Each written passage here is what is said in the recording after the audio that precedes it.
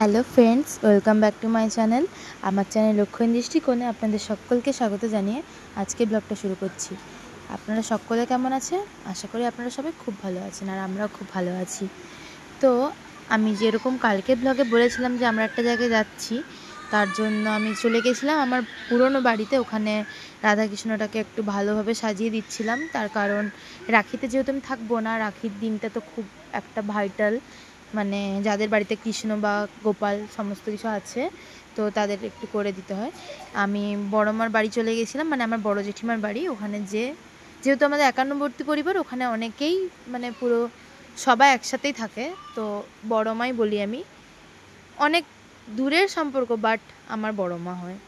দেন যাই হোক, যেটা বলছিলাম, এখানে আমি আমার কৃষ্ণটাকে রেডি করে ফেলেছি, তোমরা দেখতেই পাচ্ছ। আগের লুকটা কীরকম ছিল আর এখনের লুকটা তোমরা দেখলেই। আর এটা হচ্ছে রাধারানীর আগের লুকটা। আর পরে যেটা করেছি সেটাও তোমাদের সাথে এই ভিডিওতেই অ্যাড করা আছে, তো তোমরা দেখো আমি কীরকমভাবে ওদেরকে সাজিয়ে নিলাম। আর এই মূর্তিগুলো মায়াপুর থেকে কিনেছিলাম। ও হ্যাঁ, আর একটা কথা, আমি জানি আজকের ভিডিওটা তোমাদের শুনতে একটু প্রবলেম হবে, তার কারণ আমি স্টেশনে বসে ভয়েস ওভার দিচ্ছিলাম। যেহেতু আমি চলে এসেছি আর অনেকটা টাইমে ফ্রি ছিলাম, তার জন্য আমি এখানে এডিটটা করে নিচ্ছিলাম। আর সাইডে প্রচণ্ড বৃষ্টি হচ্ছে, ওই জন্য আওয়াজও সাইড থেকে অনেক আসছে। সাজানোর পরে দেখো লুকটা জাস্ট ওয়াও, আমার তো খুব পছন্দের। তো আমি প্রত্যেকটা ইভেন্টেই ট্রাই করি যে এদেরকে নতুন কিছু ড্রেস কিনে পরানোর জন্য। তো আমি এইটাই ড্রেসটা ঝাড়গ্রাম মেলা থেকে কিনেছি, আর কিছুটা ম্যাচ রেখে ফুললি কৃষ্ণ রাধা রেডি হয়ে আছে। এখানে দেখো আমার মাসি ঠাম্মা এসেছিলো, মাসি ঠাম্মা ইন দ্য সেন্স আমার ঠাকুমার বোন। ঠাকুমা অনেকটাই অসুস্থ, তো ঠাকুমা কিছু করতে পারে না, তো ঠাকুমার সাথে দেখা করার জন্য এসেছিলো। আর এখানে আমি পনির নিয়ে নিয়েছিলাম। আমি একটা রেসিপি বানাবো, ঘুরতে যাওয়ার জন্য প্যাকিং করে নিয়ে যাব, তো পনিরটা নিয়ে ভালোভাবে কেটে নিচ্ছিলাম। তোমরা জানোই আমি অ্যাজ ইউজুয়াল কী বানাই ঘুরতে গেলে, আর ওটা আমার জন্য অনেকটা ইজি হয়ে যায়, তার জন্য আমি ওটাই বানাই। আর তার সাথে নিয়ে নিয়েছিলাম পেঁয়াজ আর ক্যাপসিকাম। তো এখানে ওগুলোকে ভালোভাবে কেটে নেব। এখানে পনিরটা কেটে নিচ্ছি। মানে পনিরটাকে মোটামুটি ভালো সাইজে কেটে নিতে হবে। আমি যেটা বানাবো সেটা হচ্ছে চিলি পনির, তার জন্য আমি সমস্তভাবে পনিরটাকে কেটে নিয়েছি। এখানে টোটাল 350 গ্রাম মতন পনির ছিল। তার সাথে আমি নিয়ে নিয়েছিলাম এখানে ক্যাপসিকাম। তো ক্যাপসিকামটা দিয়ে দিচ্ছিলাম। জানি ভিডিওটা ঘুরে গেছে, কেন ঘুরেছে আমি কিছুই বলতে পারছি না, বুঝতে পারলাম না। আমি করেছিলাম ঠিকঠাকভাবে, বাট ঘুরে গেছে। আর সাথে লঙ্কা আর কুচি, রসুন কুচি আর আদা কুচি, এটা একটা জায়গায় রেডি করেছিলাম। এখানে দেখতে পাচ্ছ ক্যাপসিকামটা কেমন কেটেছে, আর পেঁয়াজটা যেরকমভাবে চিলির যে কোনো রেসিপি কাটে সেইভাবে কাটতে হবে। তারপর পনিরের মধ্যে দিয়ে দিয়েছিলাম সয়া সস, তারপর দিয়ে দিলাম টমেটো সস। মোটামুটি সয়া সসের থেকে টমেটো সসের পরিমাণটা একটু বেশি দিও তোমরা যখন বানাবে, আর পনির ওয়াইজ তোমরা দুটোই দিও।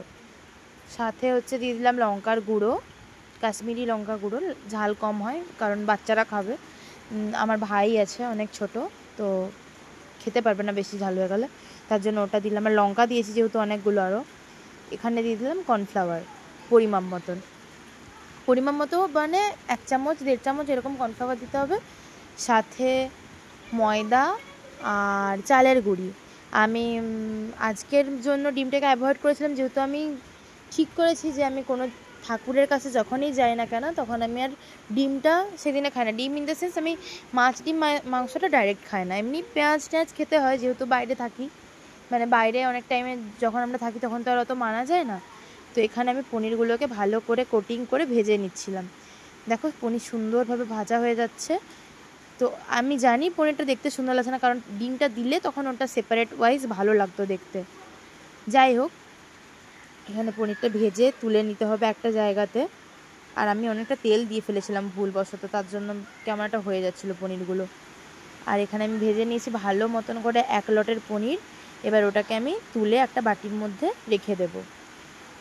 তো এখানে বাটিটার মধ্যে আমি রেখে দিয়েছি, সাথে ওই লঙ্কা কুচি আদা কুচি এগুলো সব দিয়ে দিলাম কড়াইয়ের মধ্যে।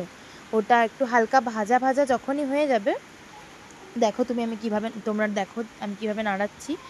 তো এখানে একটু ভালোভাবে ভাজা ভাজা হয়ে যাওয়ার পরে ডুমো ডুমো করে কেটে রাখা পেঁয়াজগুলোকেও এর মধ্যে আমি দিয়ে দেবো, সাথে ক্যাপসিকামও দিয়ে দেবো। সমস্ত কিছুতে দিয়ে ভালোভাবে ঢাকা চাপা দিয়ে রেখে দিতে হবে। রেখে দিয়ে তারপর পুরোটা শেষ হয়ে গেলে বাকি প্রসেসটা হচ্ছে একটুখানি যখন সিদ্ধ হয়ে যাবে সবজিগুলো, আর একটু ভালোভাবে নাড়িয়ে ওতে সমস্ত সসগুলো আবার repetition, soy sauce, tomato sauce আর রেড চিলি সস থাকলে আরও ভালো হয়, সাথে একটু লঙ্কার গুঁড়ো দিয়ে দেবে। তারপর কর্নফ্লাওয়ারের জল গুলে দিতে হবে, 2 চামচ জলটা আগে থেকে তোমরা গুলে রাখবে, সেটা তখন দেবে। তারপর পরিমাণ মতন জল দিয়ে ভালো করে তরকারিটাকে নেড়ে নিয়ে তারপর যখন জলটা ফুটে আসবে তখন পনিরটা দিয়ে একটু 2 মিনিট রেখে নামিয়ে নিতে হবে, তাহলেই রেডি হয়ে যাবে টেস্টি চিলি পনিরের রেসিপি। আমরা নিয়ে যাব পনির আর আলুর পরোটা। আলুর পরোটা বানিয়েছে আমার মামিমা। তো আমরা যাচ্ছি মা, বাবা, আমি আর মামিমা, মামা আর 2 ভাই। আর এই ট্যুরটা আমরা প্রত্যেক বছরই যাই। বছরে একবার তোমরা এখানের ব্লগ পাবেই পাবে, কারণ এই ট্যুরটা কোনো দিনই মিস হয় না, প্রত্যেক বছর যেহেতু সামনেই, মানে সামনে বলতে অতটাও সামনে না, কিন্তু ওখানে না গেলে আমার যেন শান্তিই লাগে না।